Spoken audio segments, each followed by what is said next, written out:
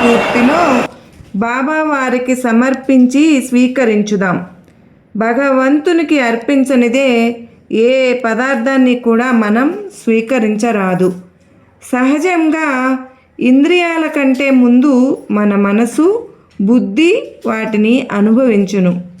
కనుక భగవంతుని స్మరించి వాటిని అర్పించిన తరువాతనే లౌకిక వాంఛలు తగ్గుముఖం పడతాయి.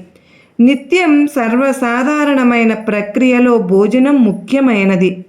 భగవదర్పితమైన భోజనం పవిత్రమవుతుంది. కానీ చాలా కొద్ది మందికి మాత్రమే తినే ముందు భగవంతునికి అర్పించే అలవాటు ఉంటుంది. షిరిడీలో ప్రతి ఆదివారము సంత జరిగేది. ఒక ఆదివారం హేమాడ్ పంత్ సంతకు వెళ్ళి మసీదుకు వచ్చాడు. చిత్రంగా అతని చొక్కా చేతి భాగం నుండి శనగలు రాలినవి. వీడికి ఒక్కడే తినే దుర్గుణం ఉంది. నేటి సంతలో శనగలు కొని తిన్నాడని బాబా హాస్యం చేశారు.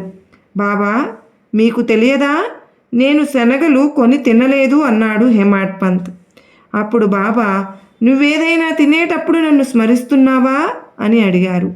ఈ విధంగా మనం ఏదైనా తినడానికి ముందు భగవంతునికి అర్పించాలని బాబావారు ఉపదేశించారు. బాబాను మన మనస్సునందు నిలుపుకొని సాయినాథునికి సమర్పించిన తరువాత మనం స్వీకరించినది ఏదైనా సరే మనకు ఆనందాన్ని ఇస్తుంది. మనను సృష్టించేది, పోషించేది దైవమే. మనకేది లభించినా అది దైవ కృప వల్లనే. కనుక మనకు పోషకుడు, రక్షకుడు, జనకుడు అయిన సాయినాథునికి మనం లభించినదంతా సమర్పించి పవిత్రమైన దానిని స్వీకరించటం మన విధి. మనం అలా చేయడం వల్ల దానిలో చాలా శక్తి, పుష్టి మనకు లభిస్తుంది. బాబా వారికి సమర్పించిన భోజనం మనం స్వీకరించడం వల్ల మనకు అది పవిత్రమవుతుంది, ప్రసాదమవుతుంది. ఆ ప్రసాదాన్ని మనం స్వీకరించిన వారం అవుతాము.